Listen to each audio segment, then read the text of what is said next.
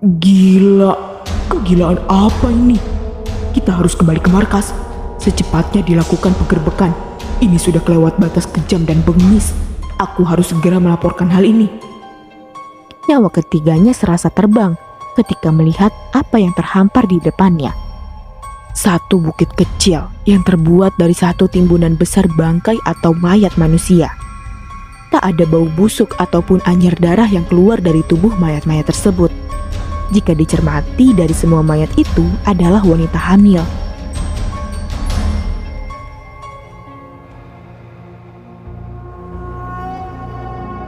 Assalamualaikum warahmatullahi wabarakatuh.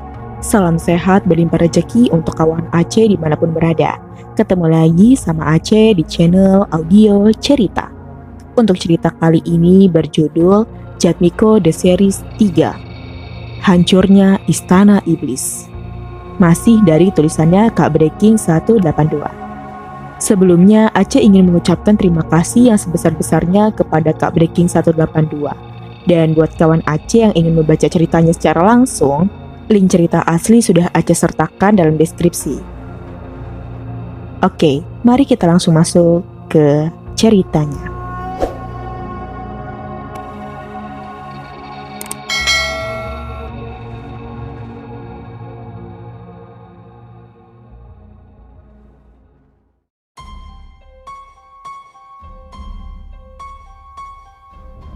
Di tepi jalan masuk pabrik pemotongan kayu, 3 sosok berpakaian gelap berdiri di balik pohon asem besar yang di bawahnya ditumbuhi semak belukar setinggi pinggang orang dewasa.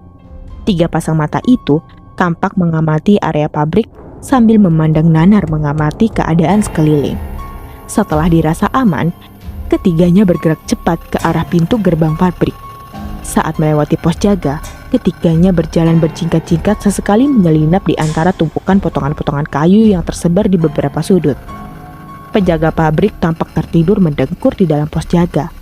Batang-batang kayu tertumpuk menjulang menyerupai bukit di kegelapan. Beberapa alat berat dan 3 truk yang terparkir di halaman pabrik tampak membisu. Sunyi dan gelap. Cahaya bulan yang hanya tinggal sepotong menggantung di langit tidak mampu menerangi bumi. Cepat sekali 3 orang itu bergerak menyelinap di antara tumpukan kayu. Ketiganya berhenti di depan pintu utama yang terkunci. Pintu itulah yang akan langsung membawanya ke dalam pabrik. Satu orang dari mereka segera maju ke depan. Ia merogoh sesuatu dari kantong baju hitamnya. Sebuah kawat yang bengkok di bagian ujungnya. Setengah menunduk, orang itu membuka gembok yang menutupi pintu itu. Tidak memerlukan waktu yang lama, gembok itu terbuka. Serta-merta dengan penuh kewaspadaan, ketiganya masuk ke dalam pabrik. Setengah bergegas, mereka sampai di ruang direktur utama. Di dalam ruangan itu tidak terlalu luas. Sebuah meja kerja, di atasnya ada pesawat telepon, tumpukan berkas-berkas, dan sebuah plakat nama dari kayu dengan guratan nama Parlin. Sesaat ketiganya tegak tertegun. 2 buah lemari besar merapat ke dinding. Bondo, Umang, tolong kalian dorong lemari yang ada di sebelah kanan. Di balik lemari besar itu ada pintu rahasia. Aku curiga wanita-wanita hamil yang tiba-tiba menghilang secara misterius itu ada di ruangan sana. Menurut desas-desus, ada pekerja yang pernah melihat hal yang mencurigakan. Tetapi kemudian pekerja itu tiba-tiba menghilang secara misterius. Kedua orang yang dipanggil Bondo dan Umam dengan cepat mendorong lemari besar itu. Keduanya tampak kesulitan. Bejo, bantu kami. Lemari ini sangat berat. Orang yang bernama Bejo itu segera membantu kedua rekannya. Akhirnya lemari itu bisa digeser. Di balik lemari itu memang ada pintu yang warnanya serupa dengan warna dinding. Ketiganya membuka pintu itu yang ternyata tidak terkunci. Di balik pintu terdapat undak-undakan menuju ke bawah. Suasana sangat redup. Beberapa lilin yang menyala di sepanjang dinding menuju ke bawah memancarkan cahaya redup yang menimbulkan suasana mencekam. Ketiga lelaki itu berjalan perlahan-lahan menuruni undakan-undakan itu. Tidak berapa lama berjalan, keterkejutan ketiga orang itu bukan alang kepalang. Di hadapannya terdapat ruangan batu menghampar. Tetapi bukan ruangan batu itu yang membuat ketiganya bergeri-geri. Nyawa ketiganya serasa terbang ketika melihat apa yang terhampar di depannya. Satu bukit kecil yang terbuat dari satu timbunan besar bangkai atau mayat manusia. Satu keanehan lagi yang terjadi adalah seluruh bangkai yang jika ditaksir berjumlah puluhan tersebut, tak satu pun yang mengalami proses pembusukan. Tak ada bau busuk ataupun anyir darah yang keluar dari tubuh mayat-mayat tersebut. Jika dicermati, dari semua mayat itu adalah wanita hamil. Gila, kegilaan apa ini? Kita harus kembali ke markas. Secepatnya dilakukan penggerbekan. Ini sudah kelewat batas kejam dan bengis. Aku harus segera melaporkan hal ini. Bejo lalu mengeluarkan ponselnya. Dia memencet beberapa nomor menggunakan jempol tangan kanannya. Lalu ia menempelkan ponsel ke telinga. Tidak ada sambungan. Berkali-kali sama saja. Tidak ada sambungan. Tatkala dilihat memang tidak ada sinyal. Ponsel itu kemudian dimasukkan ke dalam saku jaketnya. Ayo cepat, kita tinggalkan tempat ini. Ketiganya berlari ke arah pintu keluar, tanpa menutup kembali atau merapikan lemari yang telah mereka geser sebelumnya. Umam, di mana lokasi penjemputan? Bondo berkata saat mereka telah sampai di jalan aspal kecil, beberapa ratus meter dari pabrik itu. Mestinya di tempat ini. Bondo menjawab sambil terengah-engah. Tapi di sini tidak ada satupun kendaraan yang telah dipersiapkan untuk menunggu kita. Bersama dengan itu, tiba-tiba sorot lampu mobil dengan kecepatan penuh berkelebat menerpa Bejo. Selanjutnya terdengar suara tabrakan keras. Bejo tertabrak, tubuhnya terpental beberapa meter ke samping, dan Bejo tertancap di pagar yang bengkok ke depan. Yang mengerikannya, lehernya lebih dulu menyentuh ujung pagar, sehingga mayat Bejo tergantung dengan leher tersangkut. Sesaat tubuh itu menggeliat. Kedua tangan dikepak-kepakannya ke leher yang tersangkut, mencoba melepaskan dari tusukan besi. Lama-kelamaan, tubuh itu tidak bergerak lagi. Mobil oleng dan terbalik, terseret sambil berputar menghantam tubuh Bondo dan Umam. Keduanya terpental terpisah. Umam terpental ke tepi jalan, jatuh terjerembab dengan mata melotot karena tepat di depan wajahnya, sebilah besi runcing bekas rangka bangunan menonjol dari dalam tanah. Umam menghela napas tegang campur lega. Besi tajam berkarat itu hampir menusuknya. Tapi itu hanya sesaat. Salah satu roda terlepas dan menghantam punggung Umam dengan keras. Mata Umam tertusuk besi hingga tembus ke batok kepala bagian belakang. Darah segar mengucur. Umam meregang nyawa sekarat lalu terdiam dengan wajah berlumuran darah. Akibat benturan yang begitu keras, sebuah kipas mesin copot. Kipas itu melayang cepat dan memenggal kepala Bondo. Darah muncrat. Bondo terkapar tanpa kepala. Sementara kepalanya menggelinding dan jatuh ke dalam parit. Hanya sekejap mata, 3 korban mati mengenaskan. Percikan darah di mana-mana, membasahi jalan beraspal. Bau anyir darah senter tercium. Mobil Mercy berwarna silver nan mewah dengan sesosok tubuh berpakaian rapi duduk tak bergeming dari jok belakang. Di balik kemudi, duduk seorang lelaki pendek gemuk yang beberapa kali mengusap wajahnya yang berkeringat. 2 sosok di dalam mobil itu memperhatikan kejadian dari dalam mobil.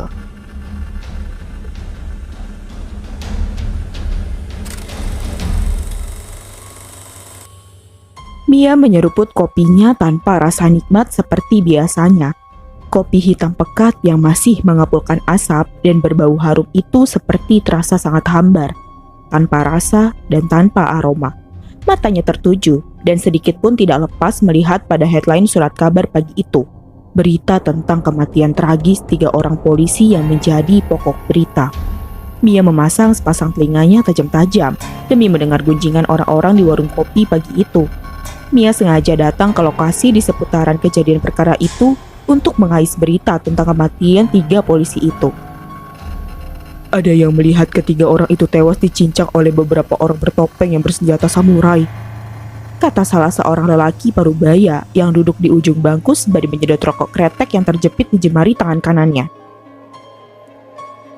Hanya saja, sewaktu kemarin aku ada di sana. Katanya ketiganya meninggal karena kecelakaan mobil. Mereka semua mati karena dilindas mobil misterius. Mobil itu pun langsung dibawa dan sedang diselidiki oleh polisi, sahut bapak-bapak yang memakai jaket hitam lusuh. Mia memasang kuping. apapun beritanya, sangat bermanfaat untuk bahan menyimpulkan berita yang akan ditulisnya, dan barangkali akan diselidiki siapakah sebenarnya pelaku dari pembunuhan ketiga polisi itu. Dia pun rela jauh-jauh dari Jogja pergi ke Wonosari untuk menulis berita dari surat kabar tempat ia bekerja. Mia adalah seorang wartawan yang terkenal vokal dan berani dalam menuliskan berita.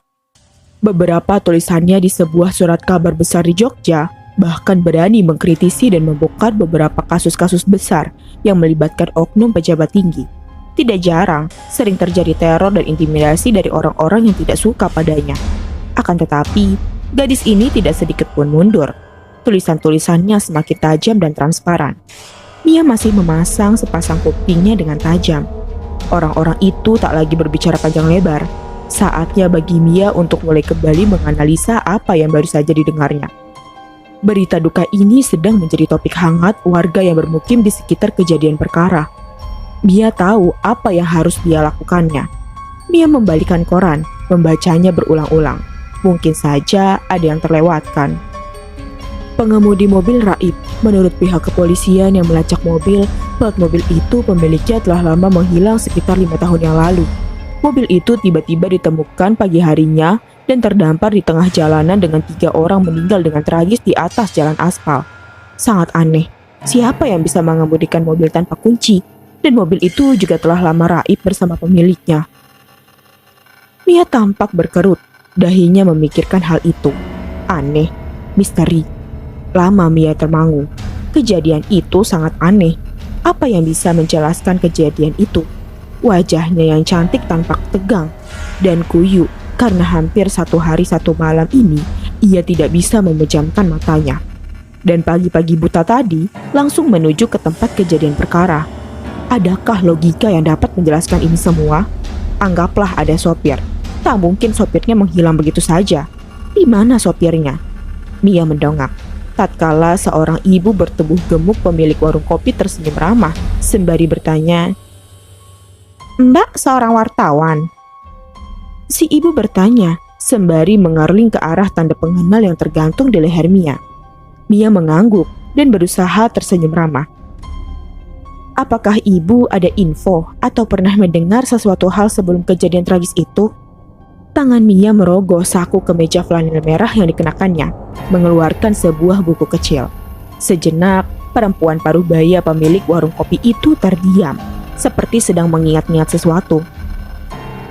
"Mungkin mereka jadi tumbal pabrik pemotong kayu lapis di ujung jalan itu, Mbak." "Hah? Tumbal?" Mia terhenyak. Apa iya di zaman sekarang ini masih ada yang percaya hal-hal bersifat mistis seperti itu? "Pabrik itu sudah lama. Kata kakek buyut saya sudah ada sejak zaman kolonial Belanda. Bisa tetap bertahan sampai sekarang ya karena adanya tumbal-tumbal yang telah dikorbankan oleh pemilik pabrik itu." Pemilik warung kopi itu berkata dengan datar, sembari buru-buru meracik kopi karena semakin lama banyak pengunjung yang berdatangan. "Nambah kopinya, Mbak. Saya lihat di gelas sudah kosong, tinggal ampasnya aja." Mia tersenyum menggeleng. Dia segera memancing pembicaraan lagi karena ada fakta baru yang ditemuinya. Kalau pabrik itu telah lama berdiri demi bahan memperdalam tulisannya. Apa benar pabrik itu sering meminta tumbal? Si ibu gendut tidak menjawab. Dia melirik seseorang yang sedang duduk di samping Mia. Seorang bapak yang sedang asik menyuap ketan susu ke dalam rongga mulutnya. Mia mengikuti pandangannya. "Pak, apa Bapak pernah dengar kabar burung yang beredar mengenai pabrik pengolahan kayu itu?" Si bapak meneguk susu hangat yang masih terlihat penuh di dalam gelasnya. "Cerita ini udah dari zaman-zaman Belanda dulu, tapi Bapak juga tidak tahu mana yang benar." Si bapak meneguk lagi susu hangatnya, lalu melanjutkan, "Dulu katanya pemilik pabrik itu melakukan ritual gaib dengan penguasa kegelapan agar pabrik itu tetap ada dan berdiri sampai sekarang ini." "Apa Bapak tahu pemilik pabrik itu?" "Hanya pernah mendengar namanya. Katanya sih namanya Parlin. Beberapa tetangga saya yang bekerja sebagai salah satu guru di sana juga belum pernah melihat orang yang bernama Parlin itu. Hanya orang-orang tertentu yang pernah melihatnya." Ada lagi yang pernah bilang kalau... Bapak tadi tidak melanjutkan kata-katanya. Kalau apa, Pak? Mia tampak tidak sabar. Si bapak menarik napas panjang. Maaf, saya tidak bisa menceritakan di sini, Mbak. Tapi kalau Mbak berkenan dan sudi, kita bisa melanjutkan pembicaraan ini secara gamblang di rumah saya saja. Tanpa berpikir panjang, gadis ini menyetujui ajakan si bapak. Maaf, Pak, nama Bapak siapa? Sudarmaji. Saya Sumiati, Pak. Panggil saja Mia. Gadis ini menyodorkan tangan kanannya untuk berjabat tangan yang kemudian disambut oleh Sudarmaji, nama lelaki parubaya tadi. Baiklah Mbak Mia, nanti jenengan datang saja ke rumah ya, karena saya mesti berangkat ke tempat kerja sekarang. Lelaki parubaya itu lalu menyodorkan sebuah kartu nama berwarna putih. Mia menerima kartu nama itu tanpa membaca lalu memasukkannya di saku kemeja. Saya tunggu Mbak Mia jam 5 sore nanti. Baik, terima kasih Pak. Oke, saya pamit dulu. Lelaki parubaya itu segera beranjak dari tempat duduknya setelah sebelumnya membayar apa yang dimakan dan diminum kepada perempuan gemuk pemilik warung. Mia mengiringi kepergian lelaki itu dengan pandangan matanya sampai motor bebek berwarna merah yang dikendarai oleh lelaki tadi menghilang di tikungan jalan dan hanya menyisakan gumpalan asap kelabu di kejauhan. Sore itu sehabis hujan mengguyur kota Wonosari sehingga jalan menjadi licin. Beberapa genangan air terlihat di beberapa ruas jalan yang berlubang. Mobil Starlet berwarna merah merambat pelan membelah jalanan Wonosari di bagian selatan yang bisa dibilang relatif sepi. Hanya sesekali terlihat kendaraan yang lewat. Meskipun saat itu hari belum juga beranjak gelap. Mia duduk di belakang kemudi mobil ini. Mata gadis ini sesekali melirik kartu nama yang tergeletak di atas dashboard. Ia kemudian mengarahkan mobilnya berbelok ke kiri, ke arah jalanan di pinggiran kota yang mulai menanjak dan berkelok-kelok. Setelah melewati beberapa kebun jati dengan jalanan yang mulai berlubang-lubang di kiri kanan, Mia menghentikan laju mobilnya di depan sebuah gerbang desa. Di bagian gapura terpampang dengan jelas Dukuh Karangkobar. Mia kembali melirik kartu nama yang masih berada di atas dashboard. Senyumnya tipis tersungking di bibirnya. Akhirnya, kutemukan juga alamat ini. Mobil berwarna merah itu kembali merayap pelan memasuki jalan desa yang masih berbatu dan becek. Karena diguyur hujan deras tadi siang, beberapa lampu telah mulai dinyalakan oleh para pemilik rumah. Nyala lampu itu berkelap-kelip seperti taburan bintang di angkasa. Mia menghembuskan nafas kesal karena alamat yang dicarinya tidak kunjung ditemukan. Lalu ia menghentikan mobilnya di ujung desa di dekat kerumunan pohon bambu. Pada saat itulah Mia memalingkan kepalanya ketika di ujung jalan kecil di depannya terdengar suara hiruk-pikuk. Seorang lelaki tua dilihatnya berjalan terbungkuk-bungkuk. Di tangan kanannya ada sebatang kayu kecil sepanjang satu depa yang selalu dikibas-kibaskan. Sedangkan di depannya berjalan beriringan sambil mengeluarkan suara riuh tiada henti, serombongan bebek yang jumlahnya lebih dari 30 ekor. Mia segera keluar dari mobil dan buru-buru menghampiri orang tua pengangon itik dan melangkah di sampingnya. Saat orang tua itu menoleh dan memandangi Mia, lalu seperti tak acuh, dia terus saja berjalan. "Bah," Mia menegur. Orang tua pengangon bebek itu menghentikan langkahnya. "Ada apa?" "Maaf mengganggu, saya numpang tanya, rumah Pak Sudarmaji di sebelah mana ya?" Yang ditanya berpaling sambil mengernyitkan kening dan dikibas-kibaskan tokat kayu di tangan kanannya. "Sudarmaji yang kerja di peternakan itu bukan?" "Wah, kalau itu saya kurang tahu Mbah, sepertinya begitu." Orang tua itu terlihat manggut-manggut.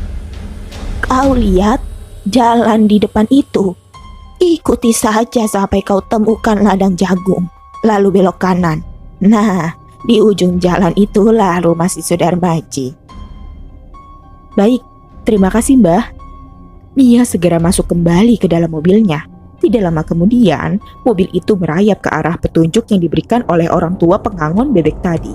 Mobil itu tidak lama kemudian berhenti di depan sebuah rumah yang termasuk agak besar dibandingkan dengan rumah-rumah yang telah dilaluinya.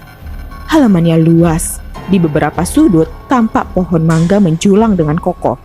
Sebuah kebun bunga tampak berseri dalam siraman tamaram senja. Teras dengan tegel berwarna kuning gading dan bentuk jendela kaca yang sedang populer di kota besar. Setelah memarkirkan mobil di tepi jalan, Mia segera turun dari kendaraannya, berjalan pelan menuju ke pintu yang tertutup rapat. Sejenak, gadis wartawan ini ragu untuk mengetuk pintu dengan ukiran bergambar burung cenderawasih itu. Sepi di dalam, tangan halus itu terangkat dan mulai mengetuk. Sekali tidak ada jawaban. Kedua kalinya, Mia mengetuk lagi lebih keras.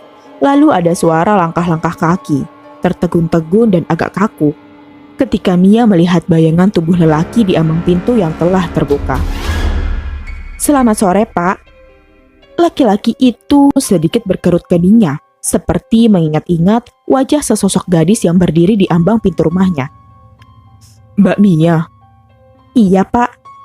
Lalu lelaki itu menyisi sembari jalan. "Mari masuk, Mbak." Mia segera berada di dalam ruang tamu yang cukup besar, dilengkapi dengan perabotan yang bisa dikatakan bagus untuk ukuran di desa yang terpencil. Mia duduk seraya menghela napas panjang di salah satu sofa berwarna ungu. Sudarmaji, nama lelaki yang ditemui Mia pagi tadi di warung kopi, sejenak memperhatikan Mia tanpa berkedip. "Sendirian di jalan?" "Iya, Pak." "Kau sangat pemberani sebagai seorang perempuan. Desa ini bisa dikatakan desa terpencil di Wonosari." Mia hanya tersenyum mendengar Pak Sudarmaji berkata seperti itu. "Kubuatkan kopi ya." Mia hendak mencegah, tetapi lelaki itu telah masuk ke dalam. Mia mengikuti dengan pandangan mata sampai menghilang di balik tirai ruang tengah yang kemudian tertutup. Tirai itu bergerak-gerak sedikit, lalu diam. Tak berapa lama kemudian, Pak Sudarmaji keluar dengan sebuah nampan dengan gelas berisi 2 gelas kopi panas yang masih menghamparkan aroma dan sepiring ubi rebus. Ia meletakkan gelas kopi itu di depan Mia, duduk di kursi yang berseberangan, lantas mempersilahkan Mia minum. "Oh iya, maaf Pak, Bapak di sini tinggal sendiri?" Pandangan lelaki parubaya ini tiba-tiba berubah sayu, matanya seperti menerawang. "Saya di desa ini hidup sendirian, tanpa anak, sejak istri meninggal 20 tahun lalu. Anak saya lelaki, satu-satunya, juga nggak tahu di mana keberadaannya. Setelah 5 tahun ini tidak ada kabar beritanya. Sebelumnya dia bekerja di pabrik itu." Mia sebenarnya ingin berbahasa basi, tapi ternyata ia salah. "Maaf Pak, saya tidak tahu." "Tidak apa-apa Mbak Mia." Akan tetapi kalimat terakhir Pak Sudarmaji menggelitik naluri wartawan Mia untuk bertanya. "Maksud Bapak di pabrik itu, apakah pabrik yang kita bicarakan tadi pagi di warung kopi?"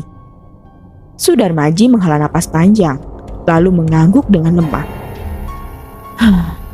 "Itulah salah satu alasan saya mengajak Mbak Mia untuk datang ke rumah ini. Dan perlu Mbak Mia ketahui..." Sudarmaji menghentikan ucapannya. Lelaki itu menarik kursi agar lebih dekat dengan Mia. Jantung Mia tiba-tiba berdegup kencang. Nalurinya sebagai wartawan mencium gelagat yang sangat penting. Mungkin inilah kunci untuk membuka kasus ini dengan tulisannya. "Mobil yang ditemukan kemarin di tempat kejadian perkara itu adalah mobil saya. Eka yang membawanya di malam itu, dan selanjutnya menghilang, raib entah kemana." "Eka itu anak Bapak. Apakah Bapak tidak melaporkan hal itu kepada polisi?" Sudarmaji tersenyum letih. Gemetar jemarinya mengambil cangkir yang ada di atas meja. Bibirnya terlihat bergetar saat meneguk minumannya. "Semua telah saya lakukan, Mbak. Lapor polisi, mencari sendiri dibantu teman-teman. Akan tetapi semua tidak ada hasilnya. Hingga saya terpaksa harus merelakannya dan menganggapnya telah mati." Ada setitik air duka di sudut mata lelaki parubaya itu. Sekian lamanya suasana menjadi sunyi. Kumandang azan dari masjid mengalung sayup-sayup memberitahukan saatnya sholat maghrib telah tiba. Sudarmaji bangkit dari tempat duduknya, seraya tidak lupa mengajak Mia untuk sholat bersama-sama. Ajakan itu membuat gadis itu terhenyak. Lantas berkata terburu-buru, "Maaf Pak, saya sedang haid." Selagi menunggu Sudarmaji selesai sholat, Mia terduduk termenung, berpikir, Tuhan tahu bahwa ia sedang tidak haid, dan itu merupakan dusta dan kebohongan besar. Pada saat yang bersamaan, malaikat penjaga pintu neraka menyeringai lebar sambil merancang siksaan apa yang kelak patut diberikan untuk Mia. Sekujur tubuh Mia gemetar. Tiba-tiba tubuhnya diguncang-guncang dengan keras dan ada seseorang memanggil-manggil namanya. "Mbak Mia? Mbak Mia?" Mia tersentak. Ternyata yang memanggil-manggil namanya adalah sang tuan rumah. "Hah? Oh," Mia bergumam. "Ada apa Mbak Mia? Jenengan sakit?" "Tidak Pak, tidak. Tadi tiba-tiba saya kehilangan konsentrasi. Terlalu sibuk memikirkan kasus yang sedang saya tulis ini. Saya tidak sadar kalau Bapak sudah berada lagi di tempat ini." "Bagaimana Mbak? Apakah masih ada keinginan untuk meneruskan pembicaraan kita yang tadi terpotong?" "Silakan Pak, saya sudah sangat siap." Mia dengan buru-buru meraih tas kecil berwarna biru yang ada di sampingnya. Sebuah tape recorder kecil dikeluarkan dari dalam tas. Setelah mengecek kaset untuk merekam, gadis ini menatap ke arah Sudarmaji. "Pembicaraan kita nanti akan saya rekam Pak, bisa dimulai sekarang." Mia lalu menekan tombol record dan meletakkan tape recorder itu di atas meja. Sudarmaji menarik napas panjang. Lelaki parubaya ini kemudian mulai berbicara. "Anak saya sudah lama kerja di pabrik itu, hampir 5 tahun lamanya. Satu hari sebelum kejadian malam itu dia menghilang. Ia sempat berkata pada saya ingin meninggalkan Wonosari. Katanya di sini ia sudah merasa tidak nyaman lagi. Waktu itu saya mengira anak itu hanya sekedar bercanda saja. Akan tetapi ternyata keesokan harinya ia tidak pernah pulang lagi ke rumah." "Bapak tahu Eka pergi dengan siapa?" "Pergi dengan kekasihnya. Rencana sebulan kemudian mereka akan menikah. Tetapi Tuhan berkata lain. Eka anak saya dan Rini calon istrinya itu menghilang secara misterius." Mia menelan ludah yang tiba-tiba terasa getir di tenggorokan. "Jadi Eka malam itu pergi dengan kekasihnya?" Sudarmaji hanya mengangguk. Tampak sekali kesedihan yang mendalam terpancar dari kedua matanya. "Saya pada saat itu juga mendengar desas-desus kalau hilangnya anak saya karena ditumbalkan untuk pabrik kayu itu. Karena saya dengar pernah beberapa kali ada kasus orang hilang dan rata-rata hilang bersama pasangannya." Mia menarik napas panjang. Dimatikannya tape recorder yang masih dalam posisi aktif. Otaknya bekerja dengan cepat dalam menyimpulkan kasus ini. Sepertinya kejadian hilangnya sepasang kekasih sudah sering terjadi dan banyak laporan orang hilang yang masuk di kepolisian setempat. Sehingga pihak polisi menyelidiki hal ini dengan mengirimkan intelnya. Dan kemarin pagi, ketiga intel itu ditemukan tewas mengenaskan di pinggir jalan, tidak jauh dari pabrik itu. Apakah yang aku simpulkan ini sudah benar? Aku tidak boleh terlalu gegabah menyimpulkan masalah ini. Ada baiknya aku bertanya pada seorang saudara jauhku yang menjadi polisi di sini. Hati Mia berkecamuk memikirkan kemungkinan-kemungkinan yang mungkin bisa terjadi. Kepalanya tiba-tiba berdenyut-denyut. Aku jadi penasaran seperti apa pabrik itu. Malam ini juga aku harus melihat tempat itu. Mungkin ada lagi satu petunjuk yang dapat aku temukan. Lamunan Mia buyar tatkala Sudarmaji memanggil namanya. "Mbak Mia, apakah sudah cukup?" Mia tergagap. Sudah Pak, sudah terlalu cukup." "Saya harap Mbak Mia bisa sedikit membantu. Mungkin bisa menemukan Eka anak saya, entah hidup atau mati. Saya hanya ingin memastikan bagaimana sebenarnya nasib anak itu. 5 tahun saya sudah berusaha untuk melupakan. Akan tetapi hal itu sangat sulit." Lelaki parubaya itu mulai terisak. Bahunya terguncang-guncang menahan kepedihan yang selama ini selalu ditahannya. Mia hanya bisa terdiam membisu, tidak tahu harus bagaimana menghadapi situasi itu. Mobil Starlet berwarna merah itu seperti berjalan dengan terhuyung-huyung. Dua lampu depannya berpendar dengan pucat, beradu dengan pekatnya malam, mencoba menerobos kegelapan yang pekat karena di kanan kiri jalan hampir tidak ada lampu penerangan. Hanya ada sekumpulan pohon-pohon jati yang berdiri menjulang tinggi. Layaknya sepasang kaki-kaki raksasa yang mengintai dari balik kegelapan. Pengemudinya tampak sesekali menarik napas panjang, berusaha membuang penat yang tiba-tiba datang menyergap. Alunan musik di tape mobil terdengar mengalunkan lagu dari Air Supply. Aku penasaran dengan pabrik itu. Aku tidak bisa menunggu besok. Malam ini juga aku harus ke sana, ke tempat itu, membuktikan pada diriku apakah memang benar ada keterkaitan dengan kasus-kasus yang terjadi selama ini, dengan 3 polisi yang terbunuh kemarin, ataukah hanya kebetulan saja? Mia berkata dalam hati. Lampu mobil belakang menyala merah tatkala Mia menginjak pedal rem dengan keras. Lampu depan lalu berkedip sekali dan mati. Di tepi jalan masuk pabrik pemotong kayu, ia menghentikan mobilnya. Sepasang mata gadis itu tampak mengamati areal pabrik, sambil pandangannya nanar mengamati keadaan sekeliling. Setelah dirasa aman, ia turun dari mobil, menutup dengan pelan pintunya. Batang-batang kayu tertumpuk, menjulang, menyerupai bukit di kegelapan seperti menyambut kedatangannya. Tumpukan potongan-potongan kayu yang tersebar di sudut halaman pabrik, dan beberapa alat berat, serta 3 truk yang terparkir di halaman pabrik tampak membisu. Sunyi dan gelap. Mia berjalan perlahan-lahan mengitari areal pabrik, mengendap-endap. Tidak ada seorang pun terlihat di sana. Pos jaga terlihat gelap dan sepi. Tidak ada orang di sana. Suasana remang dan temaram. Perlahan-lahan dikeluarkan senter kecil dari balik kayu jaketnya. Sorot sinar senter membantu menyibak kegelapan di seputaran pabrik itu. Hujan yang siang tadi mengguyur tanpa henti, menyisakan udara yang sangat dingin mencucuk tulang. Mia berkali-kali menggosok kedua telapak tangannya, berusaha mengusir dingin yang menyerang. Kabut tiba-tiba turun, merembes dari balik kerimbunan pohon. Suasana tambah sepi dan mencekam. Tak ada yang aneh, pabrik itu seperti pabrik-pabrik lain. Tidak ada kesan mistis atau misterius di dalamnya. Dalam hati, Mia masih berharap menemukan sesuatu untuk bahan tulisannya. Dia menanti, harap-harap cemas. Menunggu dan menunggu, sunyi. Hanya sesekali, suara burung hantu dan kelepak sayap kelelawar memecahkan hening. Dia melirik mobil yang diparkirnya tak jauh dari areal pabrik pemotong kayu itu. Sisa-sisa kecelakaan kemarin malam sudah dibereskan. Dari tempatnya berdiri, Mia masih bisa melihat beberapa polis lain. Kejadian kecelakaan kemarin pagi membuat Mia bergidik. Polisi-polisi malang itu mati mengenaskan dan tak wajar.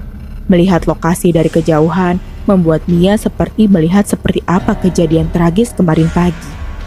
Seorang polisi tertancap di pagar yang bengkok ke depan. Yang mengerikan, lehernya terlebih dahulu menyentuh ujung pagar hingga mayatnya tergantung dengan leher tersangkut. Darah mengalir deras hingga mengalir di pinggir jalan. Seorang lagi tersangkut di tepi jalan. Matanya tertusuk besi hingga tembus ke batok kepala bagian belakang. Tubuh itu menggeliat-geliat menjemput ajalnya. Satu lagi terjerembab dengan kepala terpenggal. Penggalan kepalanya mencelat dan masuk ke dalam parit di tepi jalanan. Gambaran itu begitu nyata. Mia mengerjapkan matanya. Bulu kuduknya meremang. Mia tiba-tiba menginjak sesuatu yang lembek. Mia menunduk, mengamati cairan lembek yang menempel di bagian bawah sepatu ketsnya. Terbantu dengan sorot sinar senter yang dipegangnya, terlihat cairan kental berwarna merah. Dan gadis itu dengan gemetar menyentuh cairan itu, lalu segera terloncat. Darah. Ih. Mia buru-buru tersurut mundur. Jantungnya berdebar-debar kencang. Pada saat itulah telinganya mendengar sayup-sayup suara tangisan bayi. Suara itu seperti sangat dekat dengan tempatnya berdiri. Pada awalnya suara itu hanya bersumber dari satu arah. Makin lama tangisan itu terdengar dari berbagai penjuru. Suara tangisan bayi yang mungkin berjumlah puluhan itu seperti bergema memenuhi rongga gendang telinga. Angin malam berhembus, masuk semakin kencang. Terdengar suara ribuan dedaunan yang bergesek-gesekan. Sayup-sayup kepak sayap burung malam itu berhamburan dari atas pohon, disusul lolongan anjing lirih dari kejauhan. Lalu suara tangisan bayi itu perlahan lenyap. Dia menarik napas lega. Bulir-bulir keringat menitik di keningnya. Kelegaan itu hanya dalam hitungan detik saja. Tatkala sekejap terdengar langkah-langkah pelan kaki-kaki kecil yang mungkin jumlahnya lebih dari satu pasang. Awalnya suara itu pelan, hanya melangkah saja. Akan tetapi lama-lama terdengar seperti berlarian dan menuju ke arah Mia berdiri. Disertai suara tertawa-tawa yang bergema di kegelapan. Mia menoleh. Kosong. Matanya jelalatan tegang. Suara itu sangat sunyi dan mendekat ke arahnya. Semakin dekat, disertai bunyi keresekan rumput-rumput kering, tersibak sepasang kaki yang berjumlah lebih dari satu pasang. Mia yakin mendengarnya. Bulu kuduknya semakin meremang. Dia merasa diawasi. Serasa pohon-pohon yang kokoh menjulang di sekelilingnya menjadi hidup dan mempunyai mata. Mereka mengawasi Mia penuh dengan pandangan sinis. Mia merasa tak nyaman dan setengah berlari menuju mobilnya. Bersama dengan itu, rumput-rumput di belakangnya tersibak liar. Seolah-olah ada sepasang kaki yang berlari mengejarnya dari belakang. Mia panik. Sekilas ia melihat ada 5 bayangan kecil bergerak begitu cepat laksana terbang. Jatuh bangun, Mia berlari menuju mobil, membuka pintu. Mia masuk, membanting pintu mobil dengan keras. Napas Mia berpacu. Dia menebarkan pandangan ke seluruh arah. Rumput-rumput diam. Mia menarik napas. Mungkin hanya halusinasinya saja. Tiba-tiba 5 sosok tubuh kecil menabrak bodi mobilnya dengan keras. Mia sempat merasakan mobilnya setengah oleng ke samping. Mia terpekik kaget. Buru-buru menstarter mobil dan langsung tancap gas. Peluh bercucuran. Sesekali Mia melirik ke belakang lewat kaca spion tengah. Suasana gelap. Hanya lampu mobil Mia yang menerangi jalan. Mia mendengus. Apa yang ditemukannya malam ini sungguh sangat menakutkan. Lagi-lagi bulu kuduknya meremang. Rasanya sesuatu berlari mengikutinya.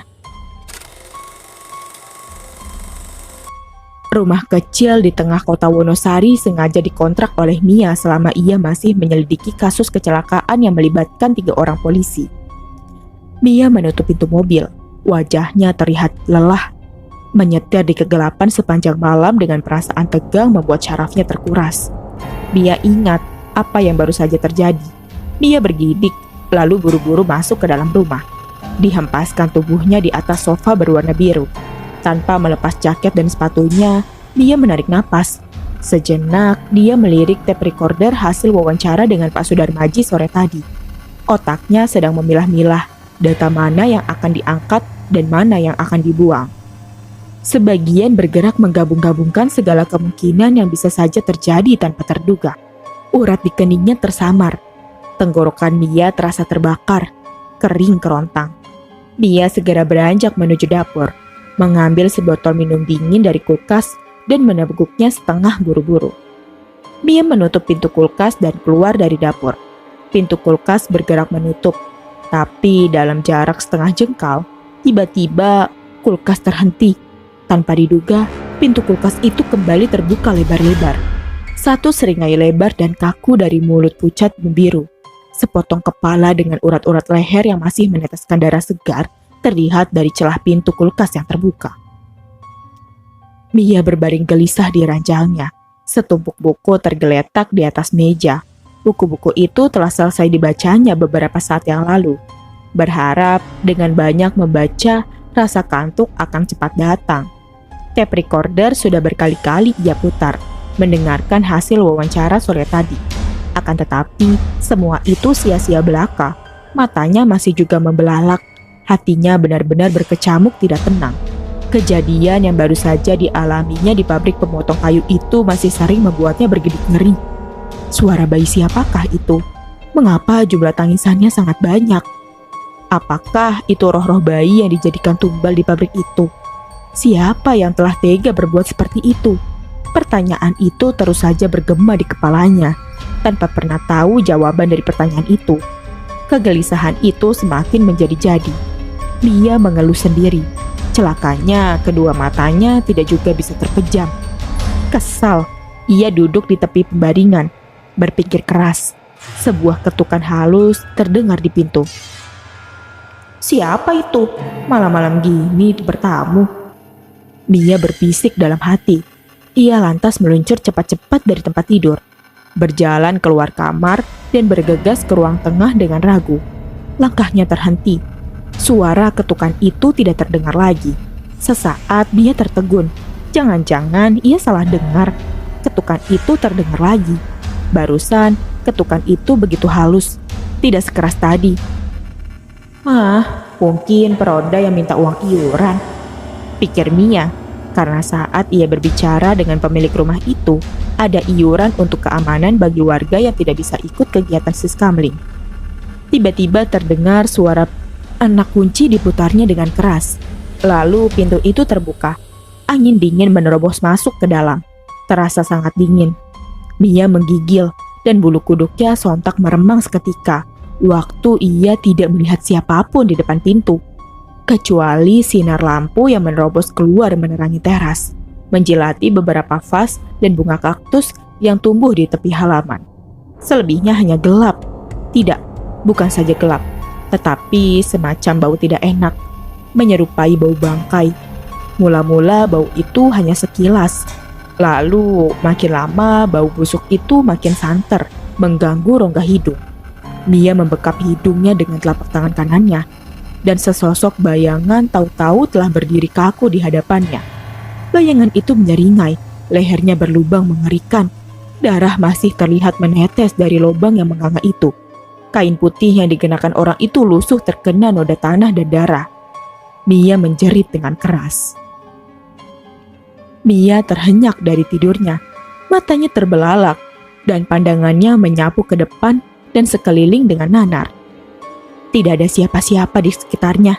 Hanya ada lemari baju kecil dan tumpukan buku yang tersusun rapi di sudut ruangan. Aku bermimpi. Aku bermimpi ke pabrik itu. Ada kejadian mengerikan di mimpi itu. Suara tangisan bayi dan mobilku yang ditabrak oleh sesuatu.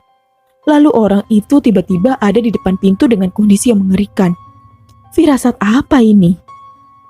Nafas Mia memburu, tersengal-sengal. Beberapa kali gadis ini menarik napas panjang. Pandangannya melihat ke jam dinding yang menempel di sudut ruangan. Tepat pukul 8 pagi. Cahaya matahari yang mulai terang merembes dari celah ventilasi dan hording jendela. Mia menggeliat beberapa kali lalu turun dari tempat tidur. Setelah meneguk air putih dari dalam sebuah gelas di atas meja, ia beranjak berdiri dari ranjang. Hari ini ia ingat sudah ada janji dengan saudara jauhnya yang seorang polisi. Niatnya ada dua. Pertama, untuk silaturahmi, dan kedua, untuk meminta data-data kejadian orang hilang yang mungkin saja ada hubungan dengan kejadian kecelakaan itu. Pintu kamar dan semua jendela kamar dibukanya agar cahaya terang masuk ke dalam. Sebelum ia beranjak ke belakang untuk sekedar membersihkan diri. Tetapi alangkah terkejutnya gadis ini tatkala ia melihat keadaan mobilnya. Melalui jendela kamar yang terbuka, jelas terlihat bodi mobil di bagian samping tampak ringsek, seperti habis tertabrak sesuatu. Mia keluar dengan melompati jendela, menghampiri mobilnya. Di bawah terangnya guyuran sinar matahari pagi, Mia tercengang melihat apa yang terjadi pada mobilnya. Setengah tak percaya, Mia berjongkok di depan pintu bagian sopir. Tangannya gemetar, meraba bekas benturan di bodi mobil. Jemari lentiknya menelusuri cekukan besar yang menghiasi bodi mobil. Kejadian malam itu di mimpi, tapi mengapa mobil ini ada bekas benturan begitu besar? Apakah semalam aku memang berada di pabrik itu?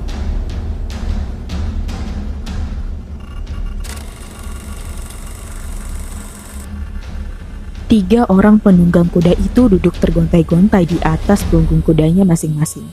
Ketiga kuda itu melangkah hati-hati dan terkendali menempuh jalan setapak di sepanjang sisi gunung. Berlatar belakang awan hitam pekat yang masih bergantung di langit. Mereka memacu kuda masing-masing tanpa tergesa-gesa, karena jalan setapak yang mereka tempuh ini sangat berbahaya, sempit, berbatu, terjal dan licin akibat diguyur hujan badai dini hari tadi. Salah langkah sedikit saja, sudah pasti akan terlempar dari punggung kuda dan terpental masuk ke dalam jurang curam. Kabut semakin tebal naik dari lembah di bawah gunung. Di bagian lain gunung itu, terlihat sesosok tubuh tampak duduk mencangkung di mulut goa. Kabut tebal dan laknat itu menyebabkan orang ini kesulitan untuk dapat memastikan apakah pengejarnya itu datang sendirian atau bergerombol. Parlin meraba hulu golok dengan ukiran kepala naga yang terselip di pinggang kirinya. Entah mengapa setelah mengusap hulu goloknya, Parlin merasa lebih tenang, seperti ada kekuatan yang kembali membakar nyalinya yang tadi sempat meredup. Biarlah, kalian akan datang sendiri atau semua anak buahmu kau serahkan. Aku tidak akan pernah mundur barang setapak pun. Golok ini dengan mudah akan menebas kalian satu persatu, seperti pokok-pokok pisang di ladang sana. Parlin mendengus, matanya nyalang, mencoba menembus kepekatan kabut yang semakin tebal. Cuping telinganya bergerak-gerak, pendengarannya menangkap sayup-sayup langkah kaki kuda yang dipastikan lebih dari seekor. Belum pernah ada yang berani memburunya hingga naik ke atas gunung ini. Selain jalanannya sangat terjal dan berbahaya. Wajah Parlin menegang. Tiba-tiba pikiran lelaki ini menjadi kalut. Jika orang-orang itu sampai berani dan nekat memburunya hingga ke tempat ini, berarti mereka telah menemukan titik lemahnya. Partinah, anak gadis satu-satunya Parlin, berada dalam sekapan mereka. Apakah orang-orang itu berhasil menangkap Partinah? Pikiran Parlin terbang menerawang kejadian 2 hari yang lalu. 5 orang berkuda berderap memasuki halaman rumah yang penuh ditumbuhi pohon singkong. Mereka memiliki tampang-tampang sangar dan kasar. Membekal golok besar di pinggang masing-masing, begitu sampai di depan rumah papan kayu beratap rumbia, kelimanya langsung melompat turun. Salah seorang dari mereka menendang pintu rumah sambil berteriak. Parlin, kami orang-orang Jatiwalu datang untuk menangkapmu. Kau harus mempertanggungjawabkan semua perbuatanmu. Pintu rumah terpental tanggal, berderak di lantai. Orang yang tadi menendang langsung masuk, diikuti 2 orang temannya. 2 lagi menunggu di luar, berjaga-jaga dengan tangan menekan hulu golok. Di dalam rumah, ketika di kejauhan terdengar derap kaki kuda itu, seorang lelaki berusia sekitar 35 tahun memegang bahu seorang gadis belia usia belasan tahun, seraya berkata, "Anakku Partinah, ayah mendengar suara derap kaki-kaki kuda di kejauhan, menuju ke sini. Hampir pasti itu adalah orang-orang Jatiwalu. Ayah minta maaf jika karena perbuatan ayahmu ini kau ikut menderita. Tapi ketahuilah, ini semua ayah lakukan demi kebahagiaanmu. Ayah hanya punya kau seorang setelah ibumu wafat." Memang, setelah istrinya meninggal, kehidupan Parlin berubah drastis. Semangatnya untuk hidup seakan telah pudar. Harta sawah ladang habis terjual untuk menuruti hawa nafsu, sekedar melupakan sejenak dari kesedihan yang masih terus bergelayut di hatinya. Dirinya mampu bertahan karena harus menghidupi anak perempuan satu-satunya. Maka dari itu, ia memutuskan untuk menjadi kaki tangan company. Berbekal ilmu kanuragan dan sedikit kesaktian yang ia miliki, keping-keping uang emas dapat dengan mudah ia dapatkan, meskipun menjadi seorang pengkhianat negara. Hingga pada akhirnya, ia memutuskan untuk meninggalkan dunia hitam penuh nista itu, menjual bangsa sendiri ke tanah bangsa lain. Tapi apa mau dikata, pihak company tidak ingin ia lolos, sehingga company menugaskan orang-orang pribumi yang dulu adalah teman-teman Parlin sendiri untuk memburunya, menangkapnya hidup ataupun mati. "Cepat, kau tinggalkan tempat ini, tinggalkan desa ini sejauh-jauhnya, menghilanglah dan jangan pernah kembali lagi." "Aku tidak akan melakukan hal itu, ayah. Kalaupun aku harus pergi, kita mesti pergi bersama-sama," jawab Partinah. "Jangan turutkan perasaanmu, anakku. Pergilah, sekarang juga. Selamatkan dirimu, cepat." Wajah Parlin tampak bimbang. Dia tahu bahaya besar yang mengancamnya. Tetapi ia lebih khawatir akan keselamatan anak gadisnya itu. Lalu Partinah bertanya, "Bagaimana dengan dirimu sendiri, ayah?" "Jangan pikirkan ayahmu ini. Pergi lekas. Sambangi makam ibumu sebelum meninggalkan desa. Lekas anakku, jika umur ayah panjang, sudah pasti ayah akan mencarimu. Pergilah kau ke timur." Di luar sana, para penunggang kuda sudah memasuki pekarangan. Partinah memegang tangan ayahnya, mencium tangan ayahnya itu lalu bergerak meninggalkan rumah lewat pintu belakang. Sebelum menghilang di balik pohon-pohon besar di belakang rumah, dia masih sempat mendengar suara pintu depan ditendang dan dibobol. Hal ini membuat langkahnya terhenti. Dia menyelinap di balik sebatang pohon besar. Di dalam rumah, Parlin keluar dari kamar tepat pada saat 3 orang lelaki bersenjatakan golok masuk dan sampai di hadapannya. "Kau cukup punya nyali juga, Parlin. Kau masih mengandalkan ilmu kebalmu itu." Lelaki berpakaian hitam yang berada di paling depan berkata, "Jangan banyak bicara, Kamal. Mari kita buktikan siapa yang akan keluar hidup-hidup dari tempat ini dan siapa yang akan jadi bangkai bergeletakan di sini." Parlin menerjang ketiga orang yang berdiri di hadapannya. Goloknya berkelebat cepat, mencari bagian tubuh lawannya untuk dicincang. Kamal berhasil menghindar ke samping. Namun untuk 2 orang lainnya terpaksa harus menerima satu hantaman di bagian kepala. 2 orang itu menjerit kesakitan, lalu terhuyung ke belakang. Jatuh terkapar dengan darah segar mengalir membasahi lantai. Keduanya mati, tidak berkutik lagi dengan luka bacok di kepala. Kamal mendegus marah. Lelaki ini sadar betul, ilmu Parlin jauh berada beberapa tingkat di atasnya. Ia tentu akan sangat waspada dan berhati-hati jika tidak ingin mengikuti nasib kedua kawannya. Saat itulah terdengar bentakan penuh amarah disertai berkelebatnya seseorang dari luar rumah. "Kamal, mundurlah. Orang ini biar aku yang atasi." Kamal cepat berpaling. "Bodas," seru Kamal. Diam-diam, Parlin tersulut mundur melihat lelaki tinggi yang tengah berdiri tepat beberapa langkah di depannya. Lelaki itu bernama Bodas, seorang pimpinan rampok dari tanah Pasundan. Wajah dengan penuh brewok dan kumis tebal melintang. Kulitnya yang putih pucat seperti mayat dibalut dengan pakaian berwarna hitam. Keningnya diikat dengan sehelai kain hitam dan di pinggang kirinya tergantung sebilah pedang. "Akhirnya kau muncul juga, Parlin. Kata orang, kau seorang jawara yang kesohor dan dikdaya. Sudah lama aku ingin menjajal sampai di mana kebenaran kabar burung itu." Parlin tersenyum dingin. "Tidak usah banyak bicara. Mari kita buktikan di sini. Cabut pedangmu, Bodas." "Kau tidak usah khawatir. Aku akan segera mengirimmu bertemu dengan malaikat maut." Bodas mencabut pedang yang terselip di pinggangnya. Kini 2 orang lelaki itu telah berdiri berhadap-hadapan dengan senjata terhunus. Sambil memutar-mutar senjatanya di tangan kanan, Bodas menyerbu. Parlin yang diserang tidak tinggal diam. Begitu Bodas mendekat, dia babatkan goloknya. Pedang dan golok saling beradu. Bodas diam-diam mengeluh. Bentrokan senjata tadi membuat tangannya yang memegang pedang bergetar. Senjatanya hampir terlepas. Segera dia memutar pedangnya menebas tubuh Parlin dari samping kiri. Parlin menangkis. Kali ini lawannya berlaku cerdik. Dia tidak mau melakukan bentrokan senjata. Tiba-tiba dia melompat ke belakang. Dengan tangan kiri, dia melepas 2 pisau terbang. Tapi dengan mudah kedua senjata itu dihantam mental oleh Parlin dengan goloknya. Malah satu sodokan lutut mampu membuat Bodas terhuyung ke belakang. Mukanya merah padam menahan sakit dan amarah. 2 orang yang tadi menunggu di luar rumah menghambur berteriak marah melihat atasan mereka diperlakukan seperti itu. Tanpa banyak bicara lagi, keduanya mencabut golok di pinggang masing-masing, terus membabat ke arah Parlin yang masih berdiri tegak dengan golok di tangan kanannya. Golok pertama membacok ke arah batok kepala yang botak, sedangkan golok kedua membabat ke arah pinggang. Parlin hanya tertawa melihat serangan maut itu. Dari kiri kanan, 2 orang kawannya berkelebat. Terdengar 2 kali suara bergedebuk disusul dengan jeritan 2 orang anak buah Bodas. Keduanya terhuyung-huyung.